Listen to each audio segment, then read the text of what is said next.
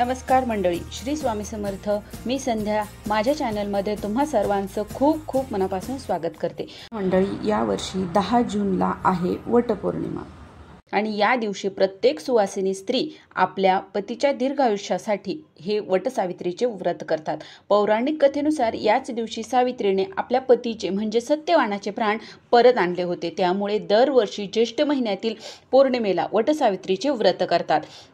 बघा, हे व्रत प्रत्येक स्त्रिया अगदी आनंदाने आणि उत्साहाने करतात. पण वडाची पूजा करत असताना किंवा वटपौर्णिमेच्या दिवशी आपल्या हातून अनावधानाने काही चुका घडतात. तर या चुका आपण करायला नाही पाहिजेत. बघा, आपल्या हातून नकळत या चुका घडतात आणि आपल्याला त्याचे दोष लागतात. आपल्याला ते कळत पण नाही. तर आहेत त्या चुका ज्या आपल्याला या वटपौर्णिमेच्या दिवशी चुकूनही करायच्या नाहीयेत. आता हे जाणून घेण्यासाठी व्हिडिओ अगदी शेवटपर्यंत पहा आणि जर तुम्ही माझ्या चॅनलवरती नवीन असाल तर चॅनलला सबस्क्राईब करा. तर बघा मंडळी, सर्वात पहिलं म्हणजे वटपौर्णिमा हा सण सौभाग्याचा सण मानला जातो. त्यामुळे या दिवशी प्रत्येक स्त्रीने पूर्ण शृंगार करून पूजा करायला पाहिजे.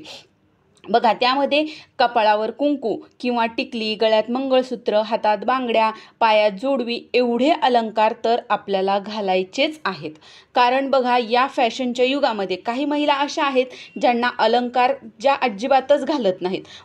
पण बघा, अशा पवित्र दिवशी हिंदू परंपरेनुसार छान नटून थटून पूजा केली पाहिजे. बघा, काहींना जास्त तयार व्हायला आवडत नाही. तर हे काही सौभाग्य अलंकार आहेत, ते तरी परिधान करून पूजा कराच तुम्ही. पण बघा, सौभाग्य अलंकार न घालता पूजा करू नका. त्यानंतर दुसरं म्हणजे बघा, ते म्हणजे आपण वडाच्या झाडाची पूजा केली की वडाला आपण 7 फेऱ्या मारतो. धागा गुंडाळत गुंडाळत आपण 7 फेऱ्या मारत असतो आणि फेऱ्या मारणं झाल्या की आपण काय करतो, तो धागा तोडून घेतो आणि उरलेला घरी घेऊन जातो. तर असं करू नका. तो धागा जो आहे तो तिथेच आपल्याला गुंडाळून ठेवायचा आहे, तो आपल्याला घरी न्यायचा नाही आहे. त्यासाठी जातानाच आपण काय करायचं, एक छोटीशीच दोऱ्याची रीळ किंवा गुंडी ज्याला म्हणतात ते घेऊन जायचं आहे आणि ते आपले जेव्हा फेऱ्या मारणं होतील त्या तिथेच आपल्याला गुंडाळून टाकायचं आहे. ती तोडून आपल्याला तो धागा घरी आणायचा नाही आहे. ही सुद्धा चूक तुम्ही चुकूनही करू नका.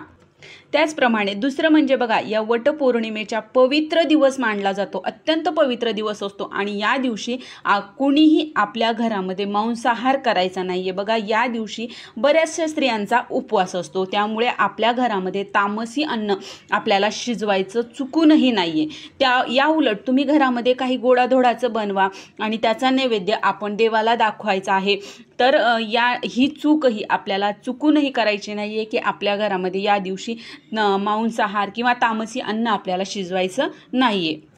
त्यानंतर बघा, पुढची चूक बऱ्याचशा स्त्रिया करतात. ती म्हणजे बघा, बऱ्याचशा स्त्रिया अशा आहेत ज्या शहरामध्ये राहतात. त्यांच्या घराच्या जवळ वडाचं झाड नसेल तर बऱ्याचशा स्त्रिया काय करतात, वडाच्या झाडाची फांदी तोडून आणतात व त्याची पूजा करतात.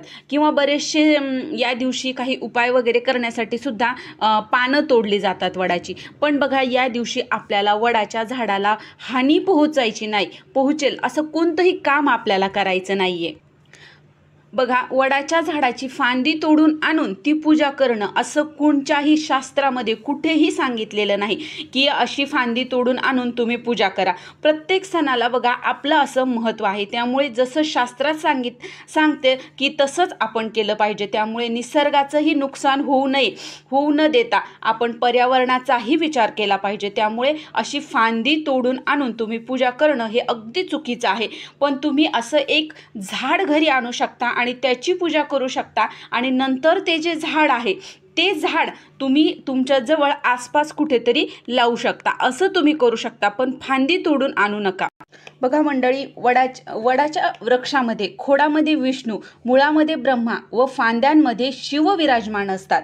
वडाच्या झाडांना बऱ्याच अशा पारंब्या असतात. तर यालाच सावित्री मातेचे रूप मानले जाते. त्यामुळे वडाच्या झाडाची पूजा केल्याने देवांचेही आपल्याला आशीर्वाद लाभतात आणि आपल्या मनातील सर्व इच्छा पूर्ण होतात.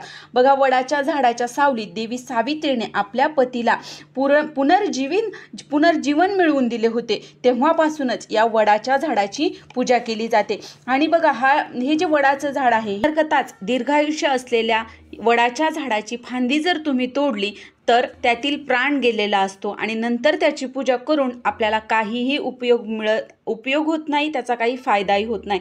तर बघा, जन्मोजन्मी हाच पती मिळावा, आपल्या पतीला दीर्घायुष्य लाभावं, आपल्याला आपलं सौभाग्य हे अखंड लाभावं म्हणून आपण वडाच्या झाडाची पूजा करत असतो।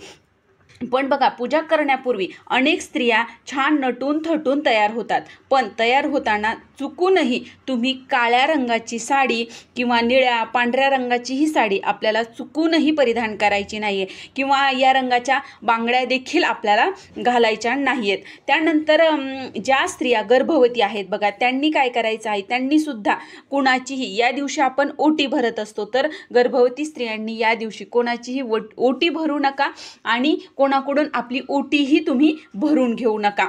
त्यानंतर गर्भवती स्त्रियांनी वडाच्या झाडाला फेऱ्या देखील मारायच्या नाहीयेत।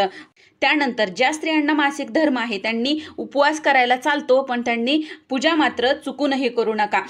तर अशी आपण मनोभावे पूजा करावी, कारण बघा, या वडाच्या झाडाच्या पूजनाने आपण निसर्गाच्या जवळ जात असतो। आणि कारण बघा, झाड लावणं जितकं महत्त्वाचं आहे तितकंच झाड जोपासणं देखील महत्त्वाचं आहे।